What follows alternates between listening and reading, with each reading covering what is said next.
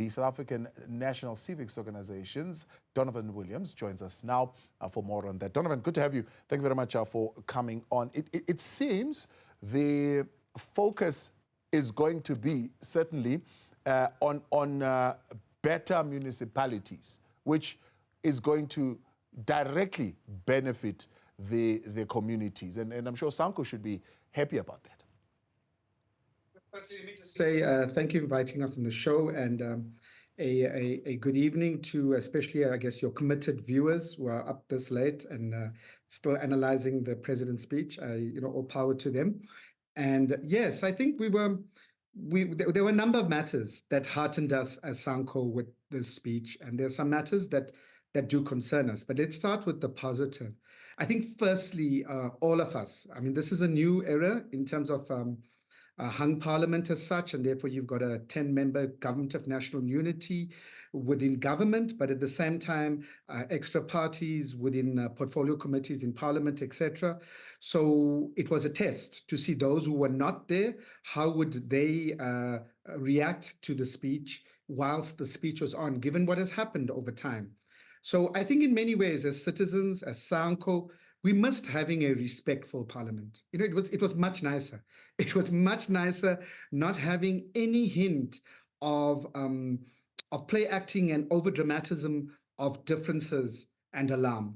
And I think that augurs well, because we all know that for accelerated growth and development, so that you can create jobs and so forth and have the type of economic growth, you need political stability. And so that litmus test for the president in this first address for Parliament to be able to have a respectful one that was held in very good spirit, was very helpful. We don't need tension necessarily to always get progress. We need that, and I think we were quite heartened by that, Thabo, because just to add, I do hope that the matters on infrastructure will include sorting out the actual Parliament buildings so that Parliament returns to those Parliament buildings. Yeah. That could be also a test that can see if this infrastructure and public buildings and so forth that must be improved will occur. But in your view, was it or is it maybe, let me say that, a poor focus in terms of priorities? Social housing, for example, is mentioned. NHI, for example, is mentioned. We will come to that. Yeah. I will come to that. I will come to that. But I do think, you see, why we want to emphasize this positive stuff, because we need the political stability. Because you can't have the work to be done. We've seen, and other speakers here have talked about political interference, talked about state capture, and all that occurs when you have a factionalized and fractious political competitive environment. And this is what was important. And one will say that there was honesty on matters of the poor, on emphasis on Black people and women and workers. That was all very, very important. But where the difficulty lies, other speakers have referred to the how, because in very many ways, what the president announced has been announced in different times, because it's part of the medium-term development framework. Indeed, you interviewed the leader of the IFP, and he indicated that everything the president said came out of the cabinet Lekgotla, where all 10 parties were there. So therefore, it wasn't just the majority party, or not overwhelming majority, but majority party, but all parties were saying that the president had said what? The question becomes, the devil is in the detail. How would we do this? So every minister who comes through with their plans now, based on this state of the nation in a manner of speaking, this first address will have to show us the how, and as civil society, as community organizations, we will have to hold them to that, because there's a lot of hows that still don't add up. For instance, you're talking about a medium-term development framework, but then you have a national social dialogue. Not just who will be in that national social dialogue, but will it also include actual business, the top billionaires in our country that can make actual commitments, and not just organized business, which can't hold business accountable. Actual real business, individual businesses are not necessarily held accountable. And for us as Sanco, then in terms of local government, eThekwini was said to be getting a presidential working group. Yes. We've seen that before with Alexandra in Johannesburg, and it hasn't had the effect and the impact that it's supposed to be. So we would hope that this cooperation that is being talked about, that has come through a government of national unity, will bring in different ideas on the how, will create the type of stronger, better, and more efficient and smarter public service that's required within national and provincial government, but in particular in local government, because you can continue to build houses that just become ghettos in many ways, just become slums, urban or rural, or you can build communities. And that requires government as a whole working together in different departments, not just as political parties. I hope that gives you a flavor of how we are looking at this as Sanco. What would make that presidential working group fail?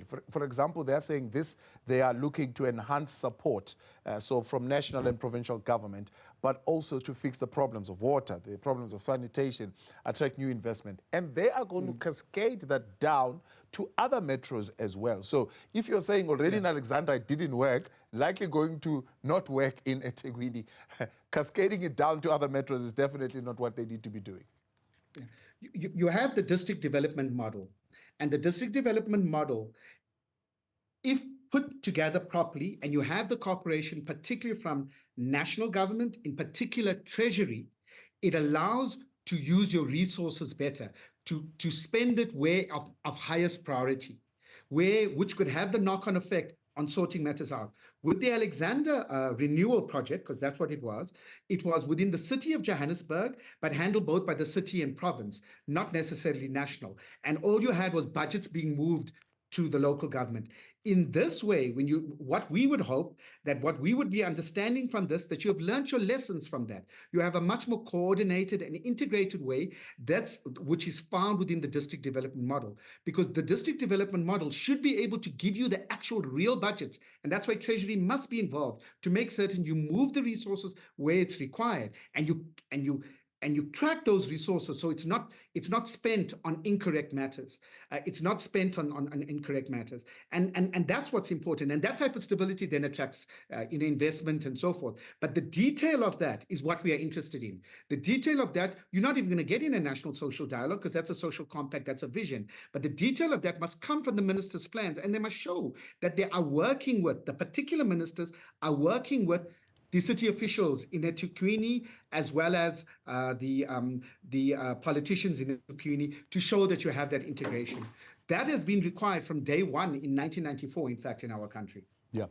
The commitment to some kind of sustainable form of income support for unemployed people, citing the SRD grant, but it looks like they're working on something akin to that, but not really providing us with the detail of how that is going to look like.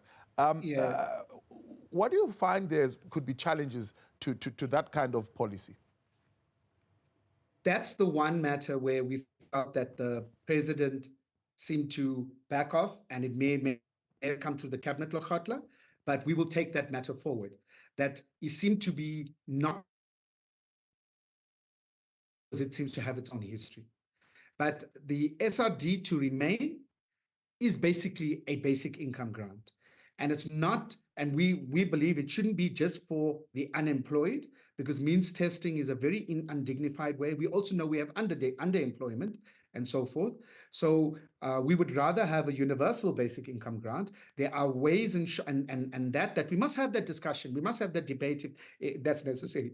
But there are ways that can be financed. But a basic income grant has the ability to not only take care of people, but to also provide some type of impetus within the economy itself, local economies in particular, in that regard. So in that manner, we want to see more detail, and there must be greater debate on it. And we sure other civil bodies, be it COSATU, be it the Basic Income Grant Coalition, which has made up a number of organizations, I'm sure they will come to the fore on this. They are a special interest group on that matter. They will have better figures and technicalities than Sanco has.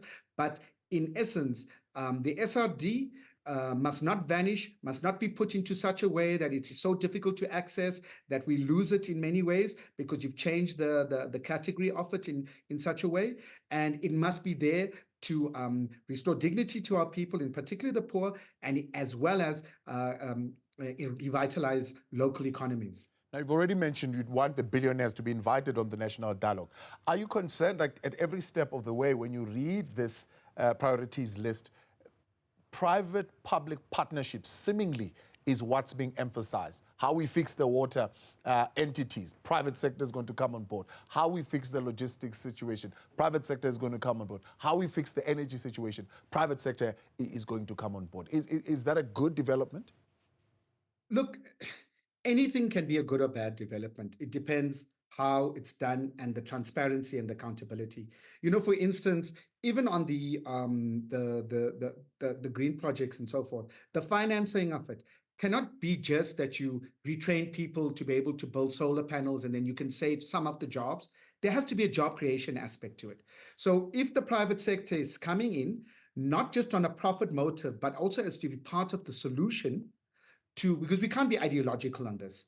We can't be ideological when we have the type of unemployment, we have the type of impoverishment, and we have the type of basic infrastructure and basic services that are deteriorating. We as Sanco, you know, we are an independent body. We may ally on certain political matters and so forth, but we are an independent body. We are a progressive body, and we will not just on a pure ideological basis say, no, now we get worried if the private sector is involved. No, we want them to be involved, but there must be the transparency that it doesn't become just nice reports and huge profits are taken, but there isn't the improvements on the ground that we can see. Similarly, for the public sector, for that matter, the public service, that the public service cannot just be a public service that reports well and has you know, audits that are unqualified, etc. But you don't actually see the actual change on the ground, because you're getting good reports and the money spent and so forth, but you can't actually see that people are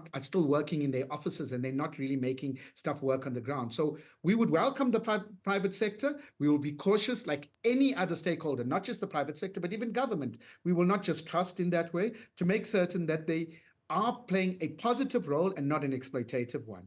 Donovan, appreciate your time. Thanks for staying up and for being a part of our conversation. Thanks, man, and thanks for your viewers. They are very strong. Eh? Fantastic. Okay, cool, That's Donovan Williams there, spokesperson for the national organizer, rather, of Sanco. Right.